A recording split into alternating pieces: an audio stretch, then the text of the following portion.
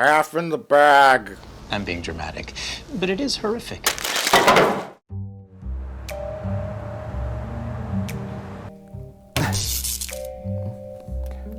Mike, are you actually repairing a VCR? Oh, of course not, Jay. Since I broke the last keyboard, I've rewired the circuit board in this VCR to function as the new keyboard. All I have to do is make slight adjustments like this every time I want to input one of the keys. Dude, I can just run down the street and buy a new keyboard. Yeah, right. What are you, nuts? Not with all these new tariffs. Do you know how much keyboards are now? I don't, but I'm sure they're a lot because of the tariffs. No, why buy a keyboard when we have all this perfectly good circuitry? Every time I need to input a key from the keyboard, I have to manually adjust each circuit. So what are you trying to do? Oh, I'm doing a Google search. I was just really curious who wrote the song Supercalifragilisticexpialidocious. You know, for that movie, Mary Poppins. So I'm at the U, which I think is on circuit 468A. www. Oh, I have to do the website first. Oh, you haven't even gone to Google yet. No, I was just started to type, but I think I'm in Microsoft Word. Oh, God. Okay, so I gotta get out of here, which I have to do the commands, like file, like to open a web browser and stuff, so that's infinitely more complicated. Yeah, this seems like it's a very time-consuming process with this particular keyboard. I mean, what options do I have? You raise a good point, sir. So I got to get out of Microsoft Word and get to a web browser. So I file new. I don't have mouse function on here. Oh. Sometimes that involves pressing down multiple spots at the same time.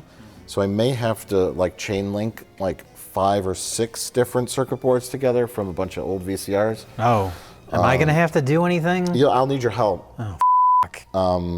We may need to get maybe 16 to 30 other people in here also with sharp, pointy instruments to also press down on certain parts of keyboards, all in sync to kind of do these complicated functions. So you can do your Google search. Right. Mike, do you even know how to spell supercalifragilisticexpialidocious? You know, I don't. Let me look it up on my phone. Google.com. How do you spell I'm hoping the autofill function takes over here because I don't know how to spell it. Well, that's yeah. Maybe there it is, supercalifragilisticexpialidocious. Okay. I'm just going to screen grab that and send that to my email and then have it remote printed out onto an 8x10 glossy so that I could set it up in front of me and have it on file. Oh, the printer's in the back and it's out of ink. Oh! Fuck!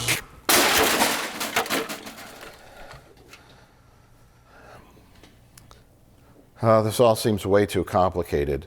Maybe I'll just kill myself.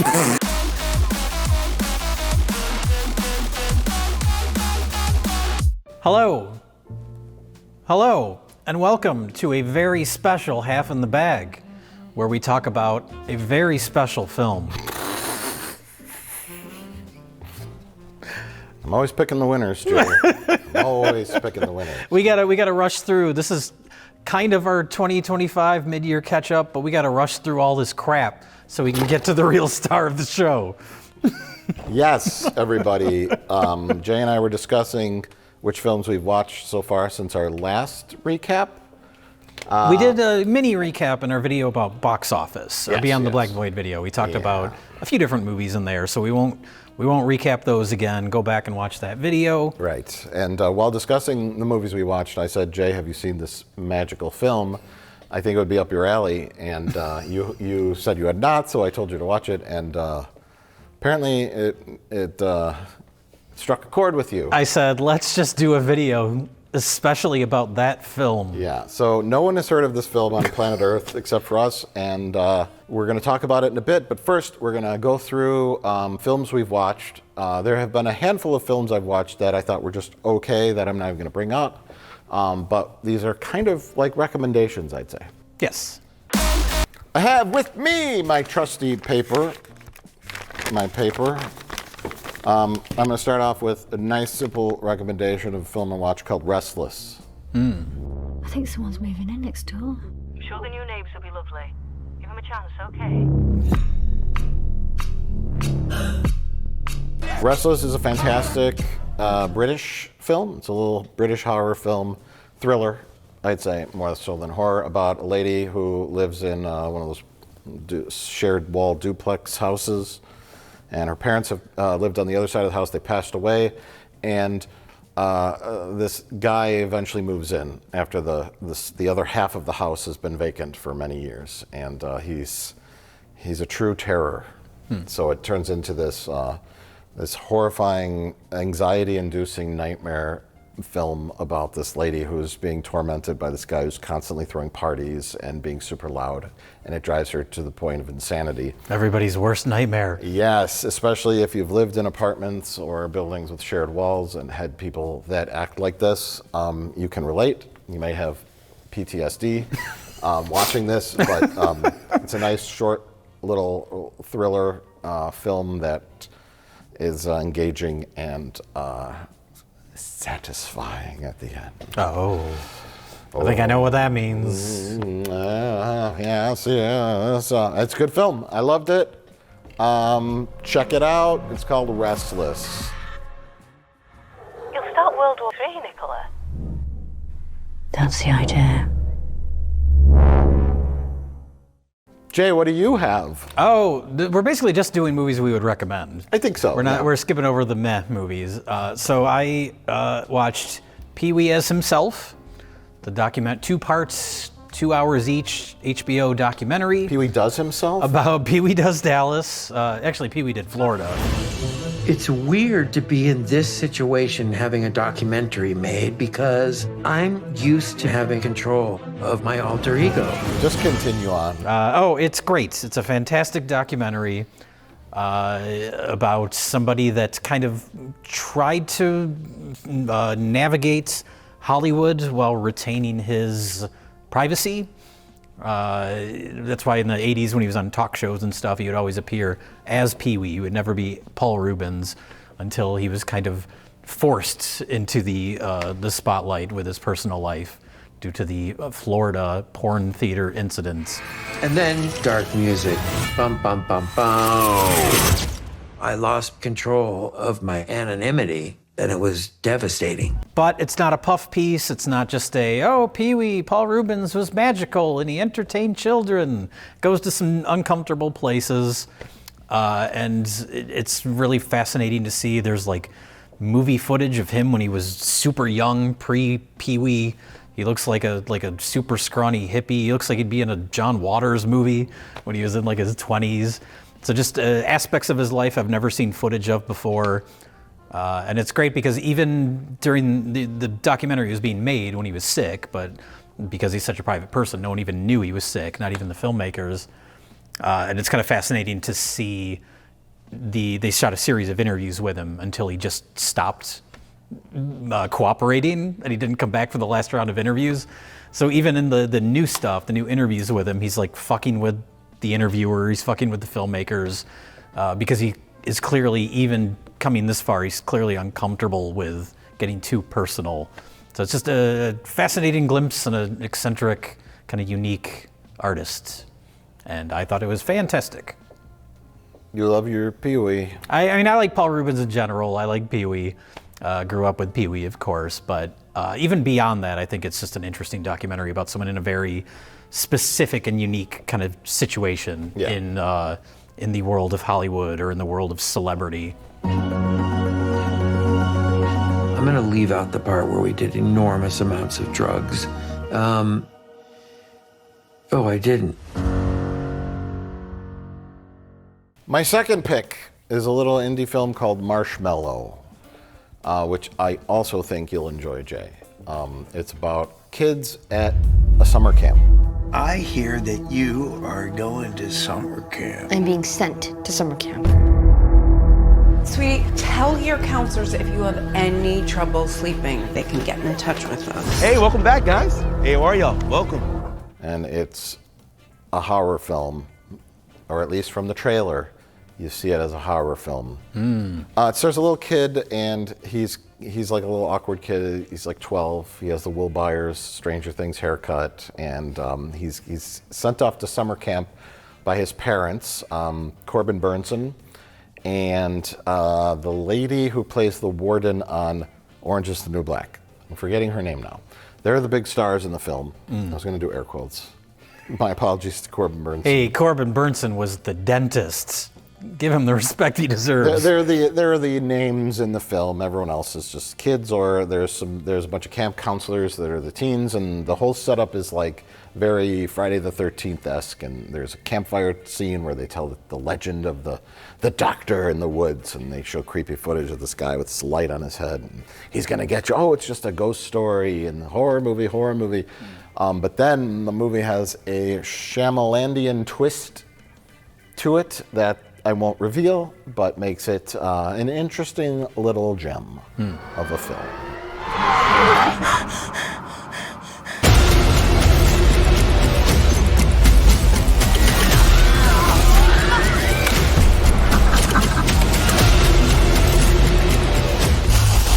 It's a nice twist to something that could have just been really kind of cliched and standard.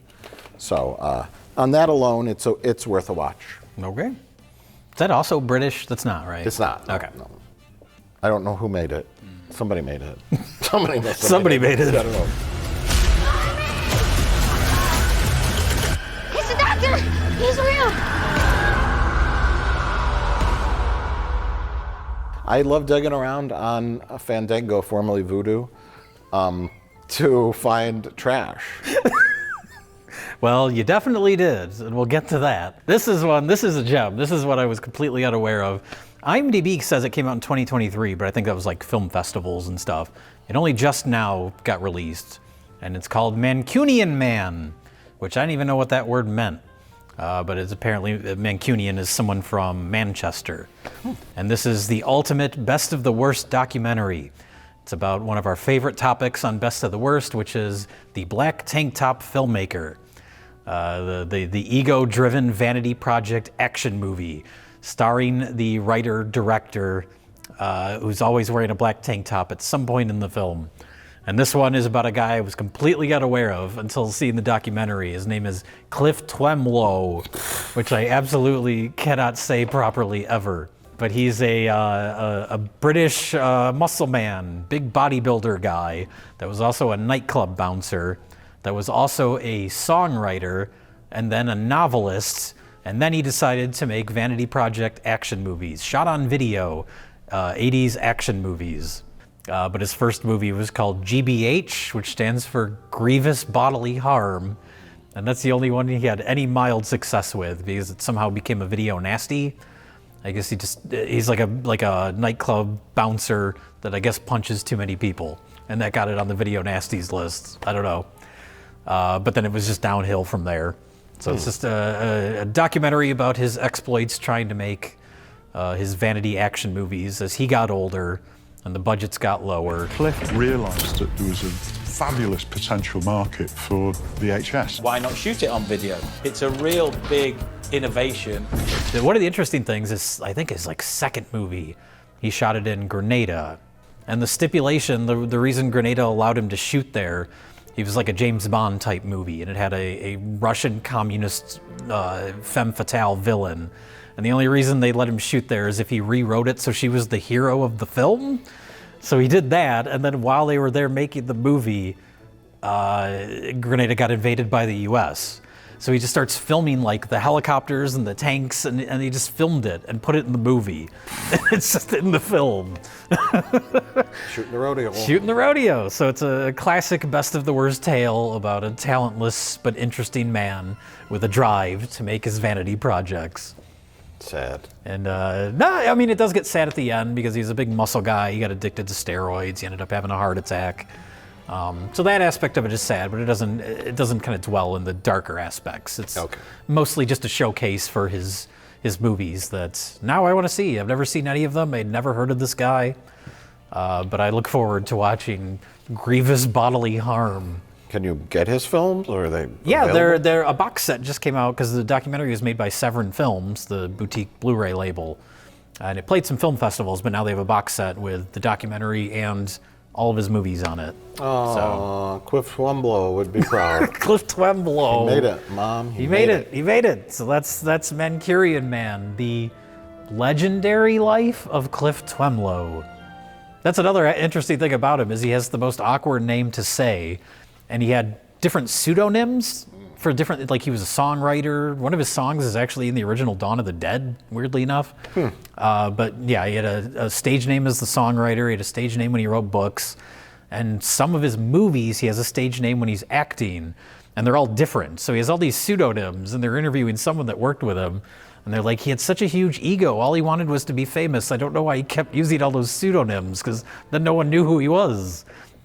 Well, maybe he was hedging his bets, you know. If one took off. Yeah, like if he became a great writer, then no one would know that he made terrible B movies. That could be, it's yeah. Like, oh God, that's that guy? You know, he's just keeping all the lanes separate.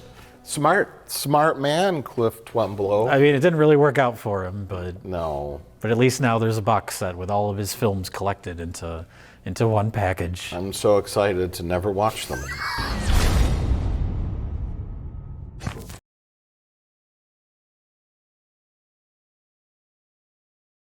Jay, I watched a film that Variety said feels like a sinister VHS found deep in a Midwest closet. I'm surprised you haven't heard of this. It's called Dead Male. No, I have not. With that tagline by Variety, a sinister VHS found deep in a Midwest closet. Would you agree with that assessment? Yeah. Oh. Although I would say it feels like a sinister reel of 8mm film. Because I don't know if it was shot on like either a 16 or probably 16mm, or just filtered all to hell. Dead male as in dead gender male? M-A-I-L. It really should be called Dead Letter, because there's the plot revolves around the Dead Letter office at the Mail. It takes place in the 80s. It's a weird movie. You'll see in the trailer, there's a guy who's being held captive, and he crawls his way to like a mailbox, like a postal mailbox, not a house mailbox. Right. And he writes, "I've been kidnapped. I'm at this house on the street," and puts it in there. And so then it cuts to the Dead Letter office, and then this guy's investigating it, and then the guy who gets kidnapped is a guy who is designing his own circuit board for a synthesizer.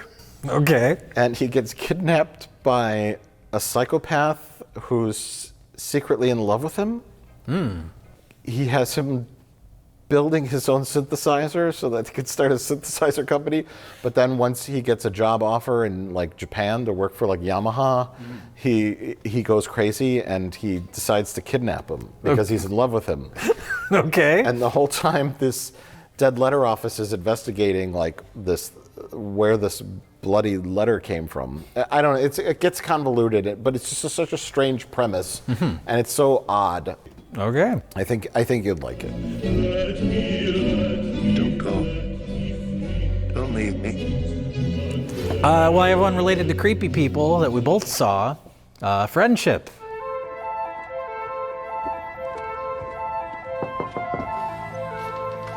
Hello?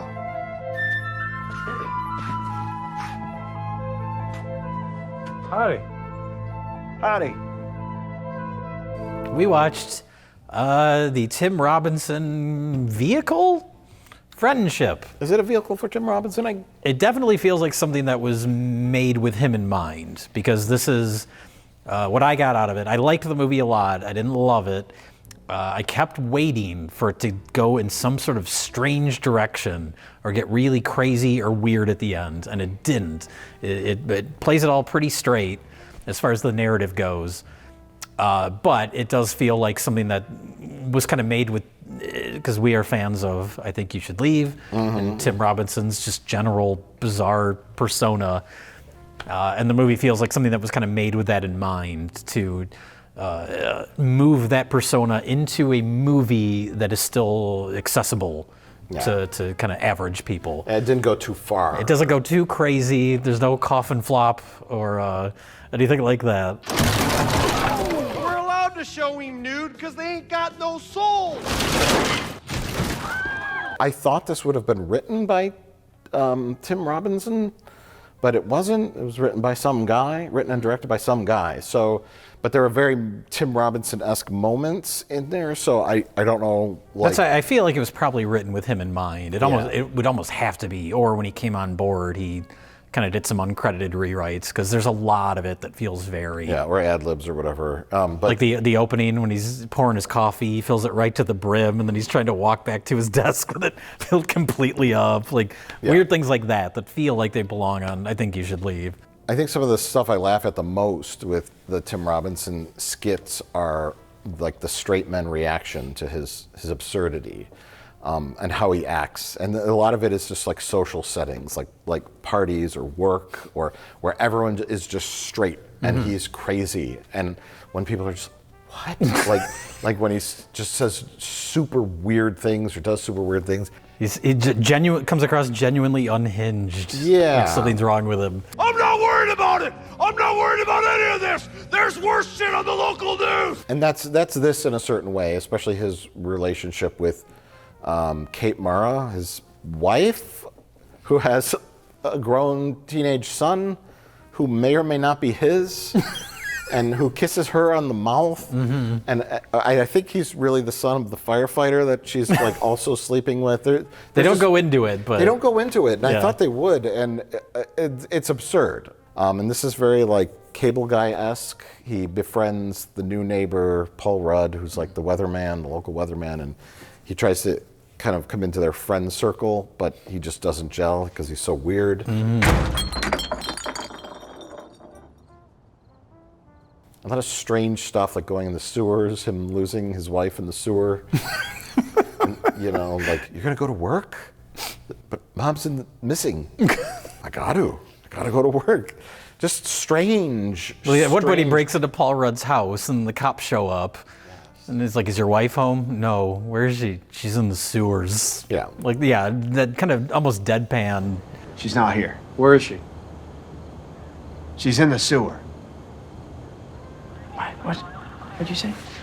The funny part is the reaction, because that's why he's funny. And I don't know if I'd call this a vehicle, because he is so like razor sharp specific in terms of like the kinds of roles he could play.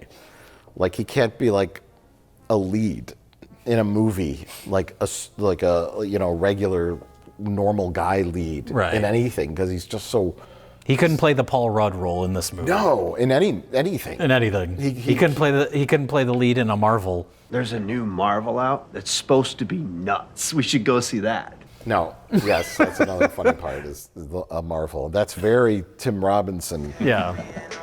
I look like a Marvel. Yeah, like Hulk, remember him? But and so this I was kind of also waiting for this to get outrageous, or just to escalate out of control. Freddy Got Fingered-esque. Oh, sure. There's a house on top of a, what was it at the end? A truck in the desert. Just they cut out a corner of the house and he moves his dad's bedroom. What the fuck?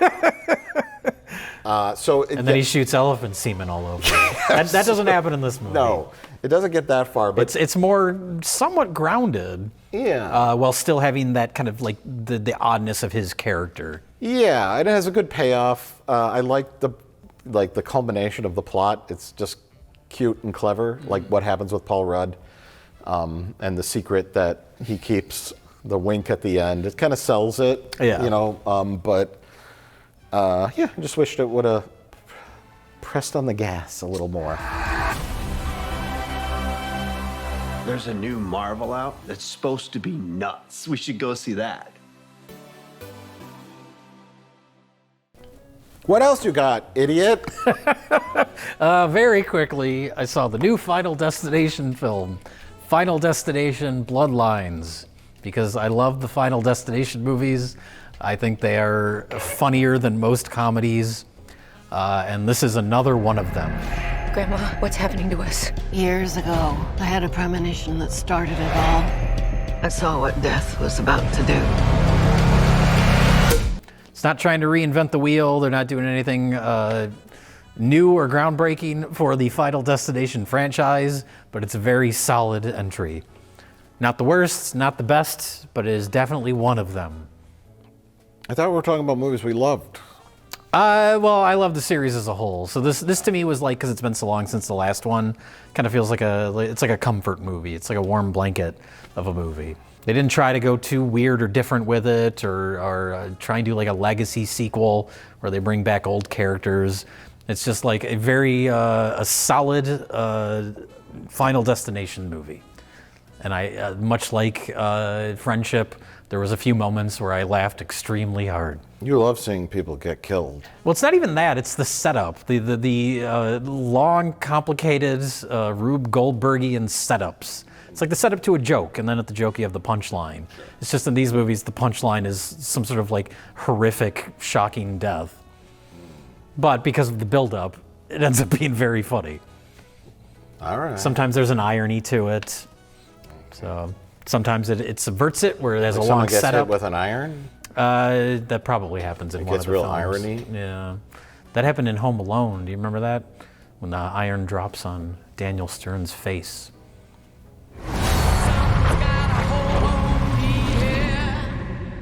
Good luck.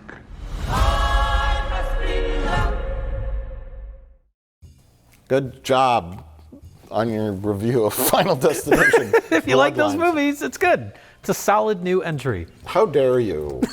Bloodlines. Like, I don't know. I'm tired of this trash. Jurassic World, Rebirth. Oh, sure. I mean, come on. Really, Jay? You picked some kind of legacy sequel? It's a good one. If that's good for you. I love doing deep dives and try and find trash films on Fandango. I mean, formerly Voodoo. that can be fun as well. Which leads us into our big film. From the creator of Final Destination. And you're the expert on this. I found no record of this director having anything to do with Final Destination. Oh, the director didn't. One of the producers of the movie wrote the first Final Destination. That's it. His name's Jeffrey Reddick. He's worked on some other things. He had nothing to do with this movie. He produced it. Oh. He was one of several producers, but he didn't write it. He didn't direct it. As far as I know, he just has his name attached. Maybe he had some financial stake in it. For his sake, I hope not. I assumed it was the director. He was one of the creators of Final Destination. No. Oh, God, no. Well, everybody, it's time. It's time to talk about the other. The other.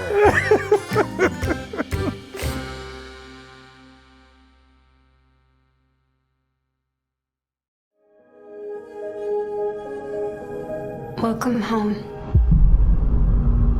It's time to talk about the other. Oh my God, it's happening. Wow. Now you recommend movies to me, like Marshmallow you said is actually good, Restless is good. I have not watched either of those yet. Dead Male, I will watch all of those at some point. But for some reason, this is the first one out of your recommendations that I went to, because I wasn't sure when you were explaining it to me if you were recommending it ironically or not. And now I'm not sure I'm recommending it to everybody, and I'm not sure if I'm recommending it ironically or not. It may be the world's first slow burn, so bad it's good movie, because you're not going to laugh hysterically through most of the film. No. It's a very cheap and very clunky attempt at like an A24 type movie or a Hereditary. Like that's most of the runtime is that, and it's very poorly done, and it looks like I think you had mentioned it looks like a Lifetime movie. The acting and the visual, like the cinematography, it's very like flat and bright. So when it started, I was like, what am I watching? Yeah, when it starts, I think the first lines of dialogue are spoken by a like an adoption counselor, and she's not good. No. She understands speech. She's clever. She finds ways to communicate, so it's not as challenging as it sounds. And the couple that adopts the girl in the film, they're an attractive young couple, and they look like actors that are pulled straight out of a Hallmark movie. Yes. Where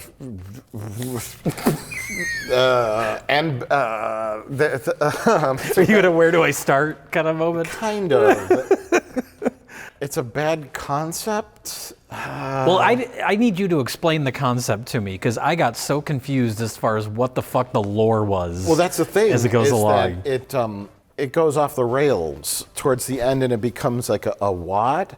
I compared it to Malignant. Well, let's set it up before we get to the spoilers. Okay. The basic premise, we'll get that out of the way. Basic premise is a young couple cannot have kids. The wife has had a series of miscarriages, so they decide to adopt. Mm-hmm. And they adopt a young black girl who is a mute. Mm-hmm.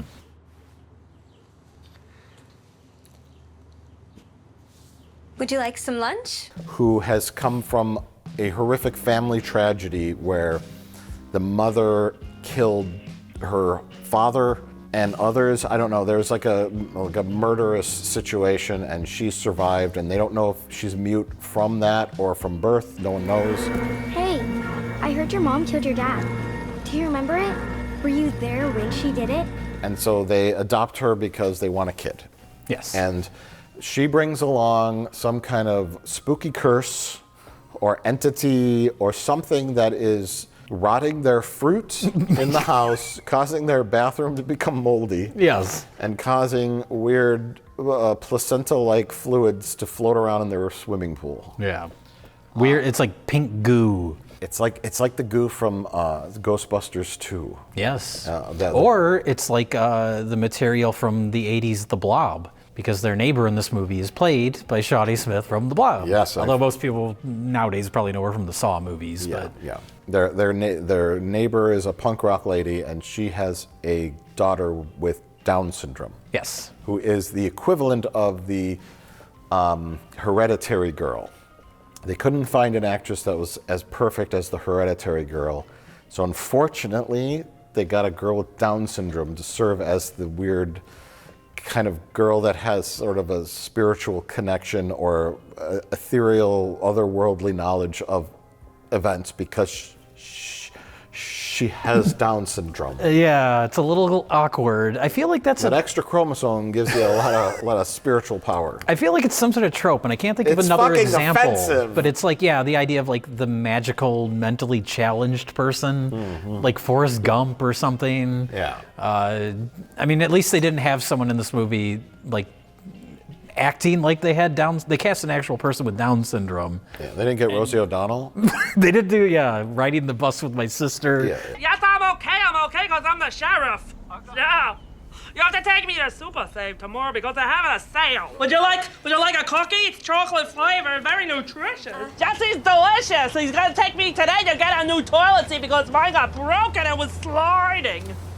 I would fall off of it, like, whoa.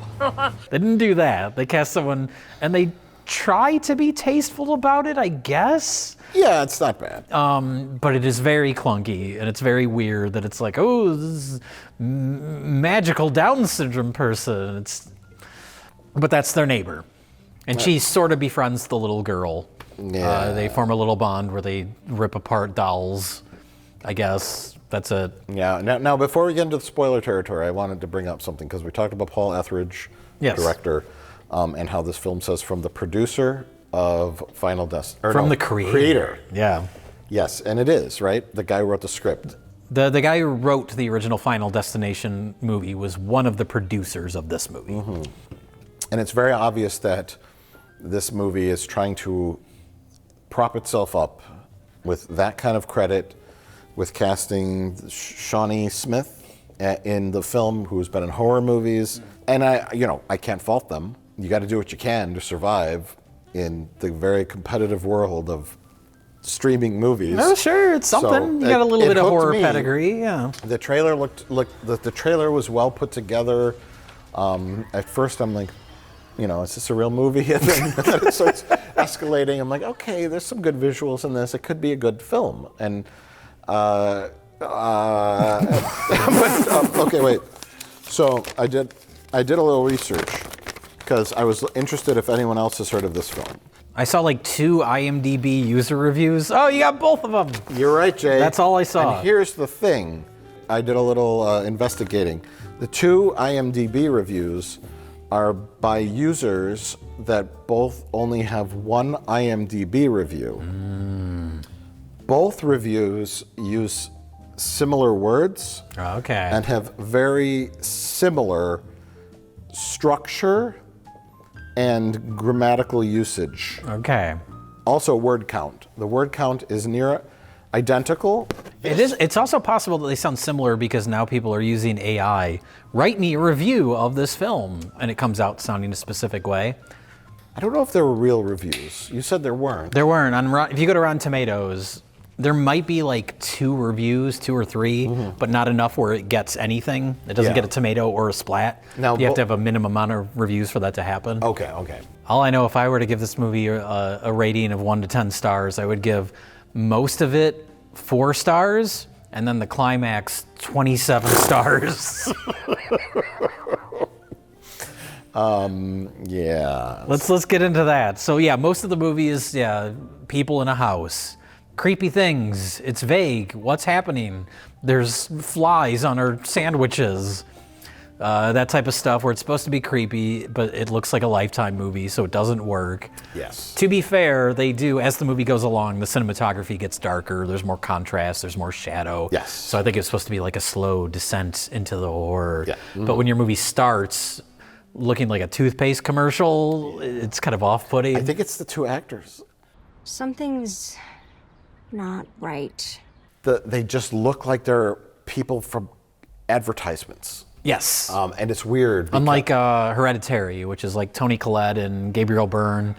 Not that they're not attractive people or whatever, but they look more like lived in. They look like normal people. Yeah. They don't look like they were pulled out of... like a Target ad. Yes. And I think it's a detriment to the film a little bit.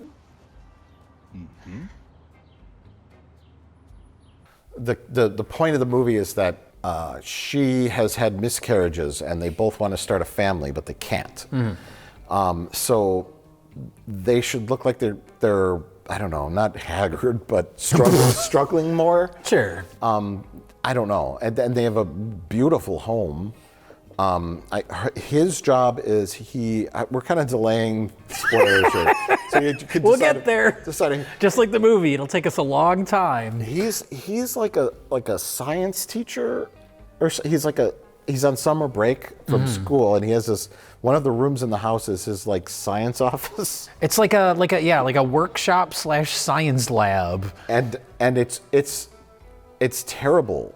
Well, it's the set deck for it is so like clean. It doesn't look like a lived-in like workspace. Exactly what I was thinking. You have the microscope is like perfectly placed, so when you do the dolly shot across the room, it's dead center of the frame, and it's not surrounded by other junk. You gotta have It needs to look lived in. Yes. It needs to look used. It looks like a set. And that goes along with the makeup too. As it goes along, the wife starts to. This is where it gets very Hereditary-like, where the wife starts to get possessed by this evil, whatever is going on, and she looks like she belongs in like a local haunted house. Like that makeup, it's very goofy looking. It's very cheap. So that another aspect where it's like everything feels like it belongs in a commercial. Halloween, a Target commercial around Halloween. You make up your model / actress to look like a ghoul. And those are, I guess, not the fault of the director. Maybe just a budgetary problem. Maybe. Well, I was wondering, because there is a way to do a movie that starts almost satirical, where it looks like a Lifetime movie, and then it degrades into creepy, weird, disturbing horror. But that has to feel intentional, and this doesn't feel intentionally like it's doing that. Right. Especially when you get to the end. It was like, are they still trying to be a Hereditary movie with this? Like, well, I mean, okay. Speaking of degrades, let's talk about the plot. But before we talk of the plot, we're gonna pause for a moment. Oh. And let the people that are watching reflect and decide if they want to watch the film before going any further on this adventure with us. I would say you should, because you will be shocked by the end. You should watch this film. I'm recommending it. Yeah, even if after we spoil it for you, it's still worth a watch. Well, I would say it's more worth watching not knowing where it goes. Okay. So watch it before we spoil it, but we will spoil it because that's where all the good stuff is. Even just like thinking about the technical construction of movies, because you noticed his science lab, and I did too. Yeah. And that's a lot of people out there. It's one of those things that you didn't notice, but your brain did. Yes. And it's one of those things where it's like, yeah, you notice when something subconsciously, you'll notice that the set looks like a set. Like I'm like, what's wrong? Oh, it needs to look like he's done stuff in this room, and that someone just didn't come in and set it up and make it look like the set to a guy's science lab. Yes. It needs to look lived in, and you'll You notice. want it to look like that in a TV commercial. You don't want too much clutter. Yeah. But for a movie, yeah. Right.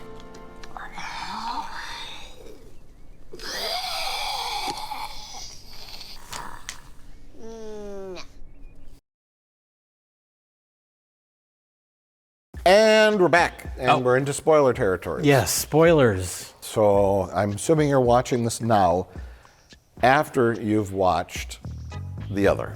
After we've made the Amazon rentals spike. We'll see. Now this isn't, as you said in the beginning, this isn't a laugh out loud constantly kind of movie. It's a slow burn, as the fake review suggested.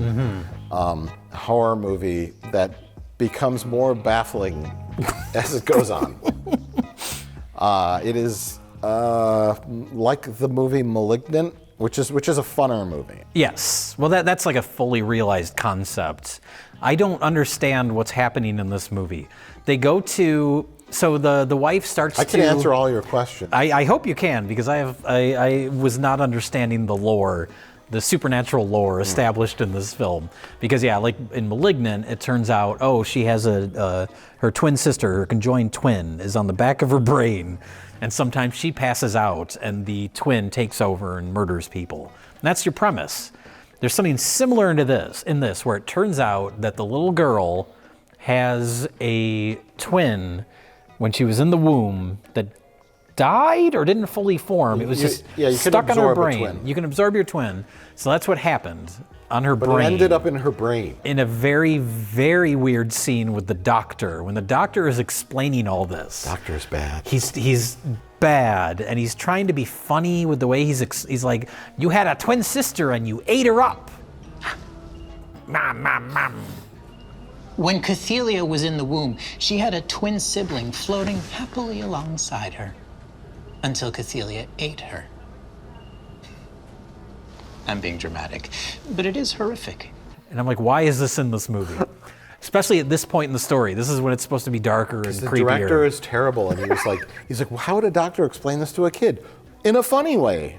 No, the doctor would tell it to the parent quietly in another room. Yes, yeah. Don't tell this fucking kid this until they're 30. He's trying to explain this to this little girl, but he's explaining it in a way that makes it so much more disturbing than it should be. You ate your sister. Like, what? With lighting that makes it look like a toothpaste commercial. Yes, that's again, the lighting is so like flat and even. That would be something. Yeah. Because of this twin sister that's not even completely formed, that's in her brain, when she gets adopted, when this little girl gets adopted, somehow these people that can't get pregnant with the spirit of the twin? But first there's an escalation. Okay. Yes, the wife does start to miscarry. Well, she's had miscarriages. Yeah. And then she realizes she's pregnant because they have sex in the disgusting swimming pool. Yes. And so she gets pregnant for real. Yes, but it's unclear if that pregnancy, the timeline too is confusing because I don't know how much time passes. She has I think they call it a stone baby. where you have a stillbirth that has like calcified into like a rock. I was under the impression, because she's like, oh, I'm pregnant, and then the next scene she has a belly. Yeah. I was under the impression that it was expedited pregnancy because of supernatural nonsense. Yes, but the husband makes no notice of that. No. Like, oh, you're at 9 months already, but it's been a week. Like, this is unusual. No, at no point does he say this is weird. He just goes with the flow. I guess. Then again, they've never been pregnant before. Maybe they don't know how it works. Oh, right. Yeah. Robin, I think we need to get you to a hospital. No, but the little girl,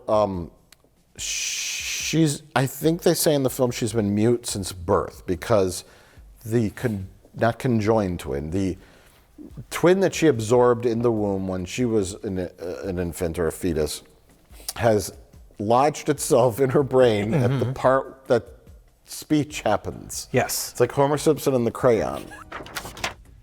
Mr. Simpson, I'm afraid you have a crayon lodged in your brain. And she can't talk, and I suppose that means she also can't write things down? Who writes the address down of the previous? She does, right? I think she does, yeah. An address? So she can write things down. Yeah.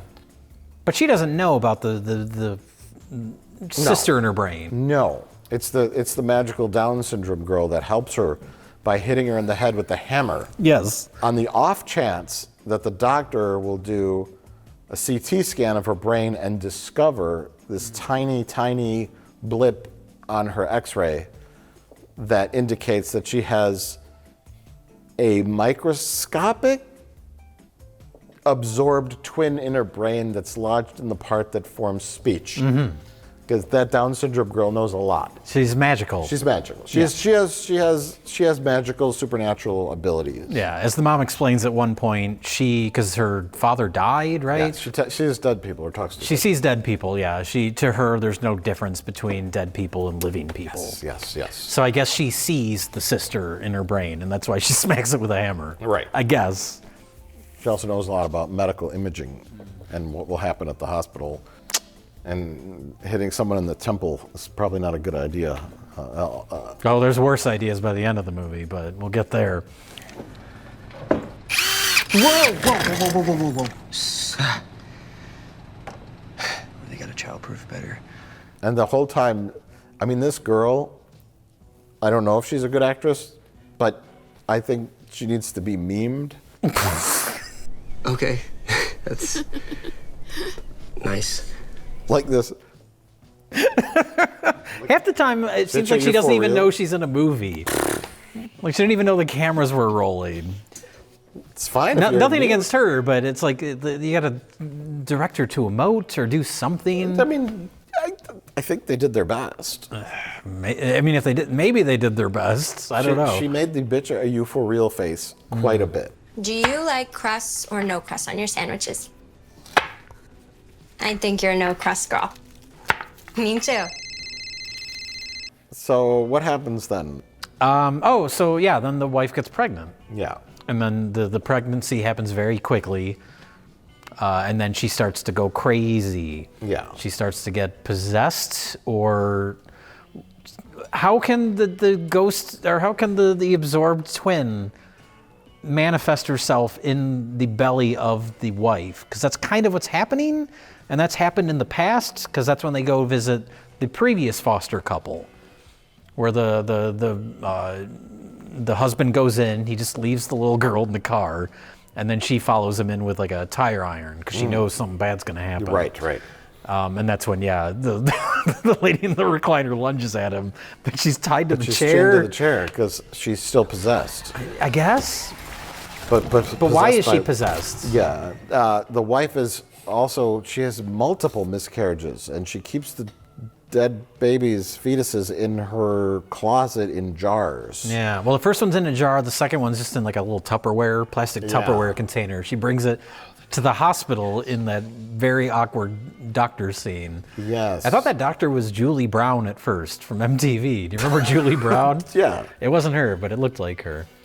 But she's like, look, here's this. And then it's this little like plastic Tupperware container with a dead baby in it. Right.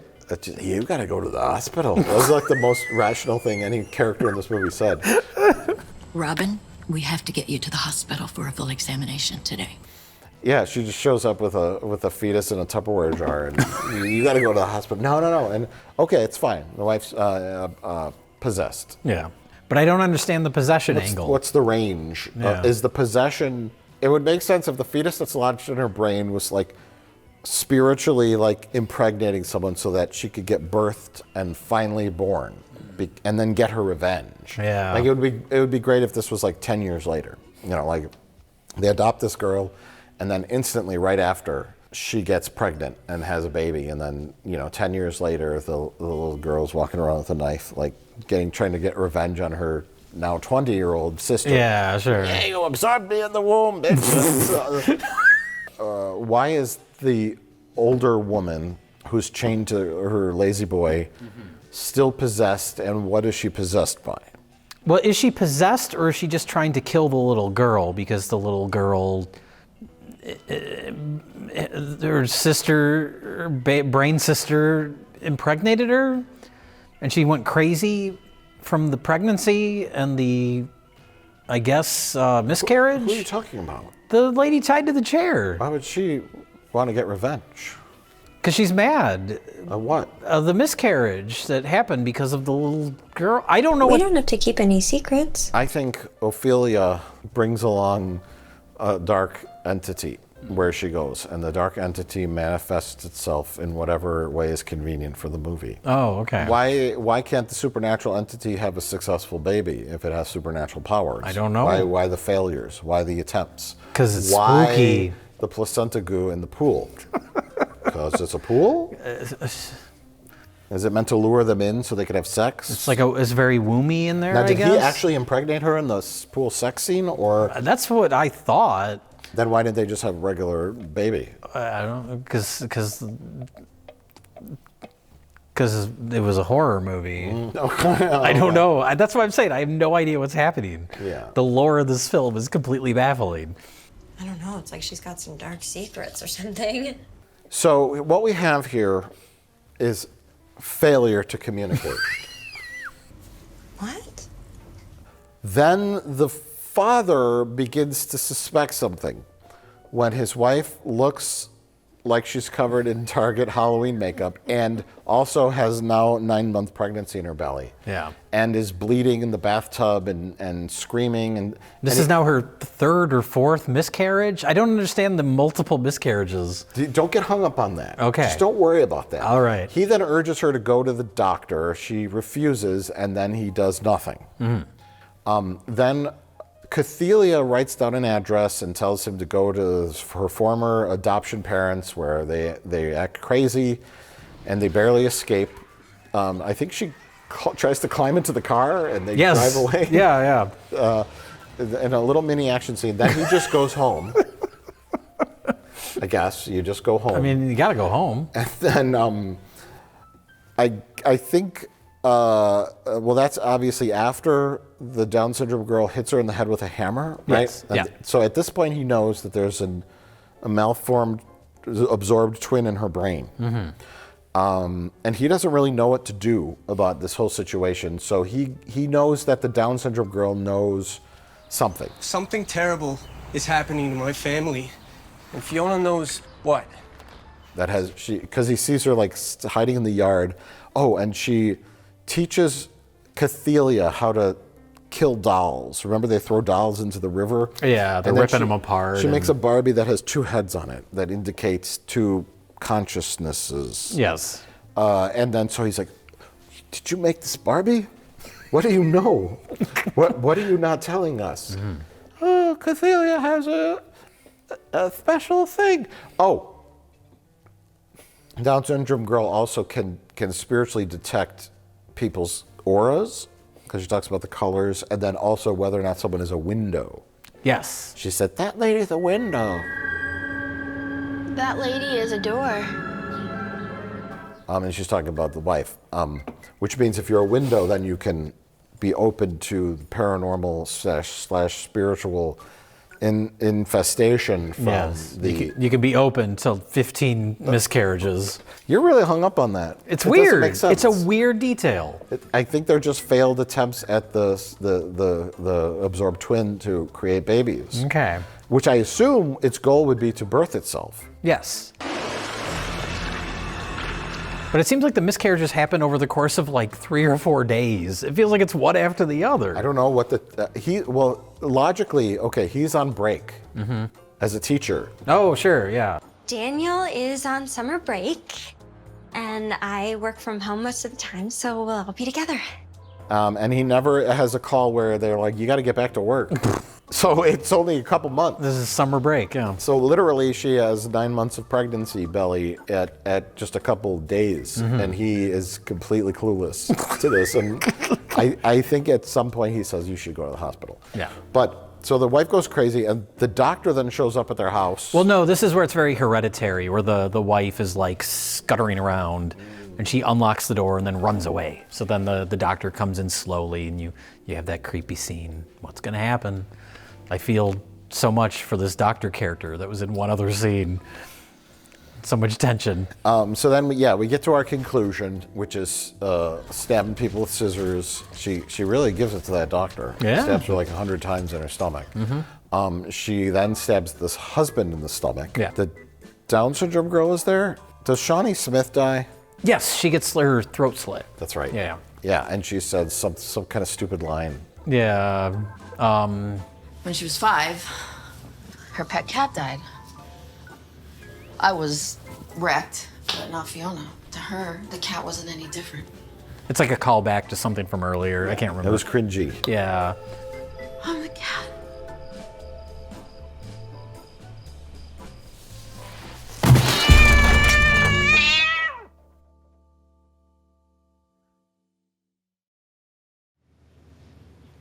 Okay, so this monster thing, is that... But then the husband, Daniel, gets a scissor stab right to the gut, right in the center of his belly. And normally that's like a kill wound. But in this movie, it's not. That's fine. She's chasing him through the house at this point and it becomes very like The Shining. They show the wife with, I think she has like a sledgehammer and she's trying to knock down the door and it's that profile shot from The Shining. She's full demon possession lady now. So if I go in your man cave, I'm not gonna find all my knives? No. You don't go in my space. That is my space. You don't go in there. It's off limits to mothers.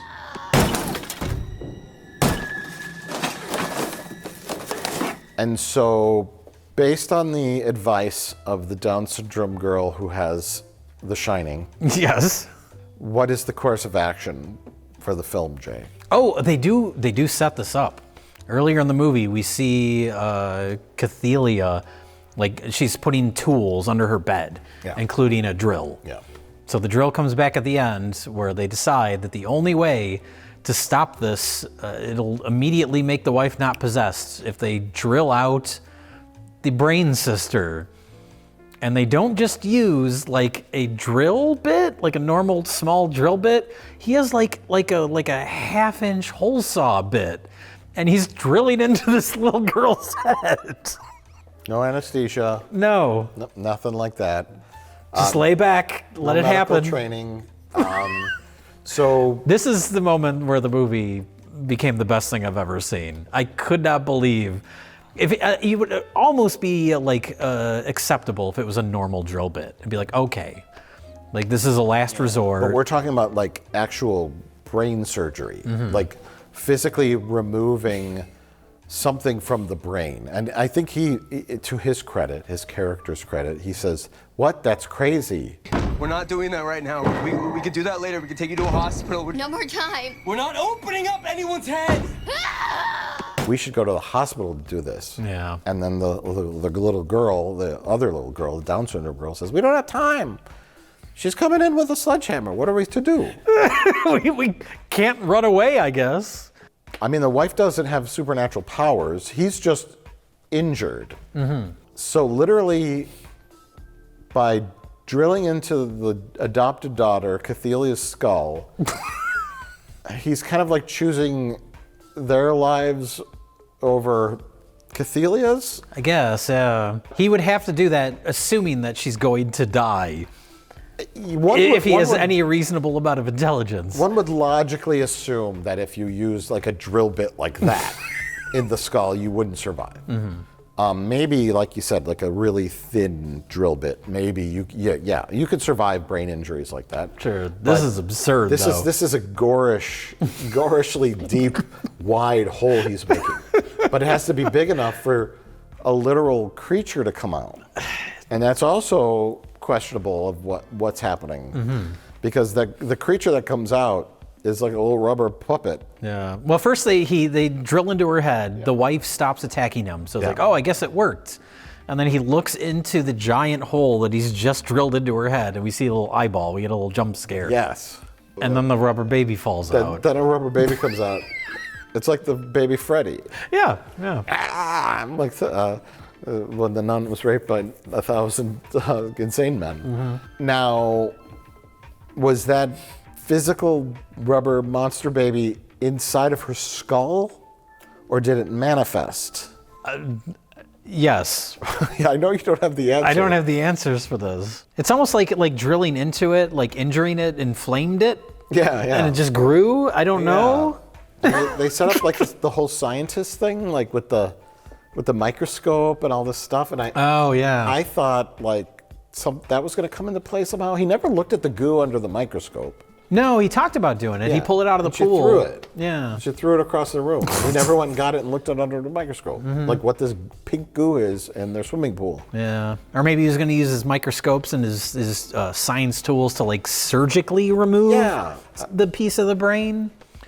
It's a weird mixture of like paranormal and body horror. Yeah. Which are at odds with each other. They contrast against each other. Body horror is very real. Like if the girl had like a weird large tumor on her. Oh, it's a tumor. We scanned it with X-ray and we see a giant tumor, and I don't know. She says it's something weird, that it moves a lot and it feels like it has a face, and I don't know. And then that comes out. Okay, but in the brain, something that large physically can't exist in the brain. Yes. So it's especially when we already saw it showed up on an X-ray, and it was just a tiny little blip.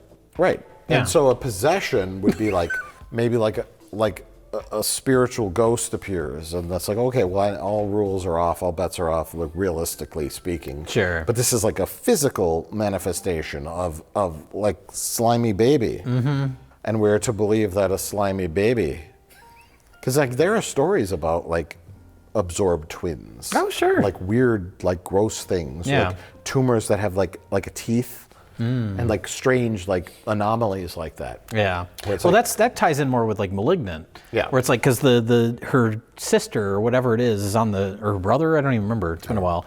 But it's on the back of her head, but it's concealed by her hair. Yeah. When that one takes over, she's like doing this weird backward walk thing. Like, it's goofy and it's absurd, but it's believable in the context of what that movie has set up. Yeah. This movie, I don't know why this thing grows out of her brain at the end. Yeah, no, you can physically have, a woman could physically, or man, I suppose, could physically have a tumor that is a former conjoined twin. It has happened before, but it certainly, would it be alive and have a consciousness? And immediately try to kill you as a tiny little baby? And have ability to like live on its own. I mean, maybe, it's a stretch. Maybe a creature like that could live inside your body. If it's like connected to all your organs and like inside your body, like feeding off your nutrients that you're giving it and all that kind of stuff. Sure.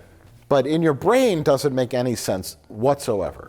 And for it to come out of the brain in a fully formed baby, slimy former puppet monster baby, and attack you. You see a little rubber hand like coming out of her head. Like it should be glowing light that comes out and like a ghost appears. Sure. And starts knocking things around the room, like a spirit comes out. That at least is like more believable. And it would also probably be scarier. Yeah. Because this is just a tiny little rubber baby. What's it gonna do? What the fuck? try to get you. Well, she ends that though, because then our tiny little 10-year-old child snaps the neck of this baby and kills it. Jay, the film is really about family. Are we looking at this too literal? We're looking at it too literally. It's about a father taking a risk and sacrificing his love for his wife to save his daughter. Or his... Well, he's actually sacrificing the daughter to save the wife. Whatever. Which is worse. The point is, it's about family. This little black girl's disposable. Drilling her head. Can you imagine the actors? Like, now what? Well, he drills into her skull now, and what was just a blip on an X-ray now becomes a rubber monster baby. Mm-hmm. Oh. Like before, I mean, if the director's convincing enough, you could get him to be like, "This is gonna blow people's minds. Yeah, it's gonna be shocking and amazing. It's gonna be crazy. No one's gonna expect it."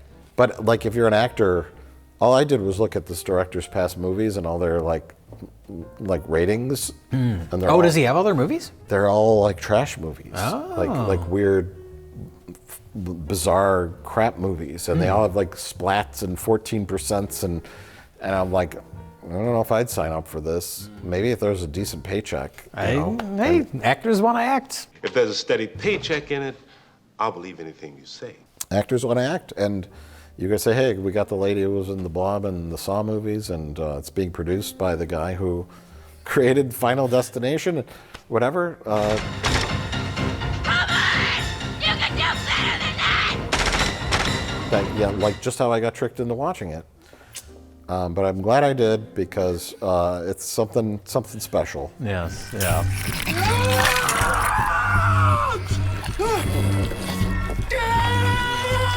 That is a great moment, though. Yeah, the little girl, Cathelia, picks up the little baby, the little rubber baby, just fucking snaps the thing's neck.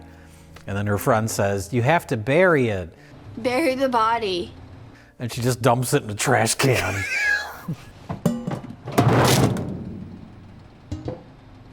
Okay. And scene. You don't have some moody cemetery or like a ritual. A ritual or anything clever. They just toss her in the trash.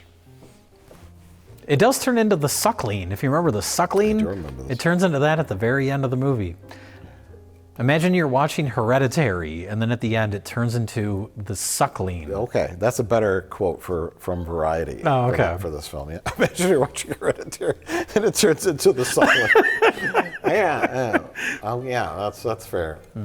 If you could have just said, "I'm sorry," or faced up to what happened, maybe then we could do something with this. But you can't take responsibility for anything!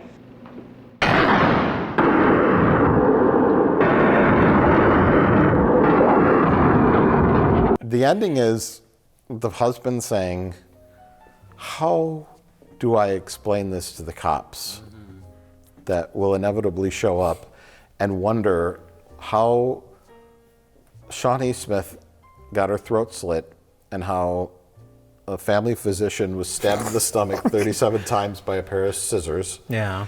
And why I drilled into my foster daughter's skull. Yes. There's a giant open hole in her head.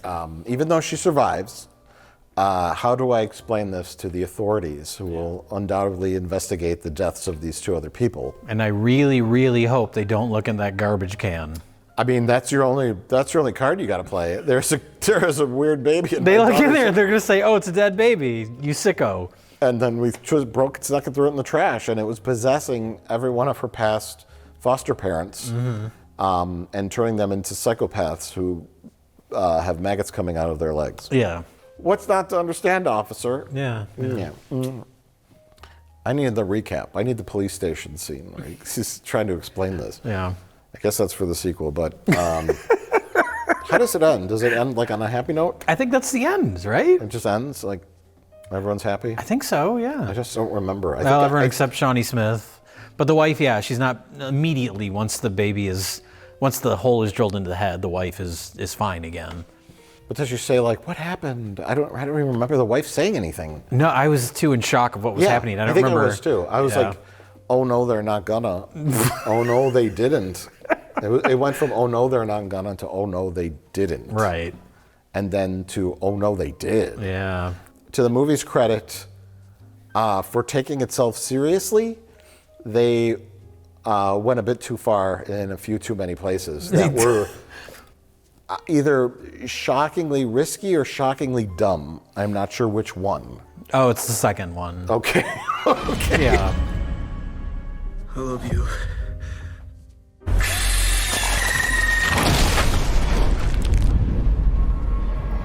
I mean, how painful must that have been for that little girl? Can you imagine? It's a hole like this big. No. That must have fucking hurt. Yeah. It's baffling. The choices in this film are baffling. Many choices. You would not have the strength or energy after having that gigantic hole drilled into your head to snap the neck of a baby. No, that's true. Yeah. Yeah. I mean, yeah. That's also true. Yeah, there's many things, many questions. I have many questions. I have more questions than Prometheus. Questions will not be answered. Questions will never be answered. Mm-hmm. Yeah, okay, so check out the other. A24. This is an A24. A24 chromosomes.